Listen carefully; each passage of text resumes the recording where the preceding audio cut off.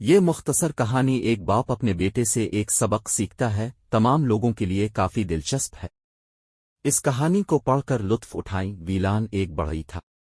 وہ ایک گاؤں میں رہتا تھا۔ اس کی والدہ کافی عرصہ پہلے فوت ہو چکی ہے۔ اس کے بوڑھے والد کوپن ویلان کے ساتھ رہتے تھے۔ کپن بہت کمزور تھا۔ وہ اچھی طرح چل بھی نہیں سکتا تھا۔ وہ بہت کمزور تھا۔ اس کی وجہ یہ تھی کہ ویلن نے اسے کافی کھانا نہیں دیا۔ اس نے اپنے والد کو مٹی کا ایک چھوٹا سا تھال دیا تھا۔ پلیٹ میں چاول کی تھوڑی مقدار بھی زیادہ دکھائی دی۔ ویلن ایک برا آدمی تھا۔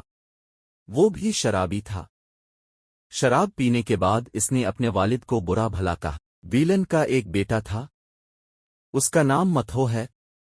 مٹھو ابھی 10 سال کا تھا۔ وہ بہت اچھا لڑکا تھا۔ وہ اپنے دادا سے پیار کرتا تھا۔ وہ اپنے دادا کی بہت عزت کرتا تھا۔ اسے اپنے باپ کا رویہ اور کردار پسند نہیں تھا، کیونکہ اس کا باپ اپنے دادا کے ساتھ ظالمانہ سلوک کرتا تھا۔ ایک دن کوپن مٹی کی پلیٹ میں سے اپنا کھانا کھا رہا تھا جو اس کے بیٹے نے اسے دیا تھا۔ مٹی کا تھال نیچے گر گیا۔ پلیٹ ٹکڑے ٹکڑے ہو گئی۔ کھانا بھی فرش پر گرا۔ ویلان کمرے کے دوسرے سرے پر کام کر رہا تھا۔ اس نے ٹوٹی ہوئی پلیٹ دیکھی۔ وہ اپنے والد سے بہت ناراض تھا اور اپنے والد کو گالی دینے کے لیے بہت سخت الفاظ استعمال کرتا تھا۔ بوڑھے کو کیا ہوا برا لگا۔ وہ اپنی غلطی پر نادم تھا۔ ویلن کی باتوں نے اسے بہت گہرا زخمی کر دیا۔ ویلن کے بیٹے مٹھو نے یہ دیکھا۔ وہ اپنے باپ کو پسند نہیں کرتا تھا۔ اس کا باپ اپنے دادا کے ساتھ برا سلوک کرتا تھا۔ وہ اپنے باپ کے خلاف بولنے سے ڈرتا تھا۔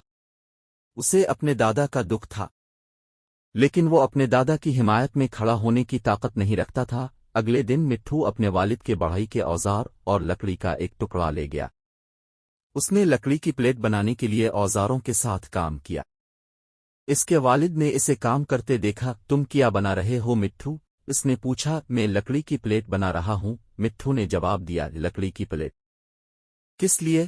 اس کے باپ نے پوچھا۔ ابا جی، میں آپ کے لیے بنا رہا ہوں۔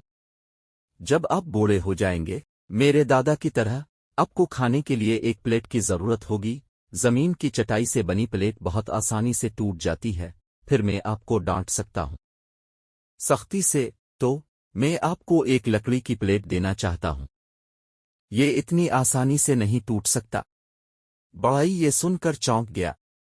ابھی اسے اپنی غلطی کا احساس ہوا تھا۔ اس کے والد ویلان پر مہربان تھے۔ اس نے ویلان کی بہت اچھی طرح دیکھ بھال کی تھی۔ اب وہ بوڑھا ہو چکا تھا۔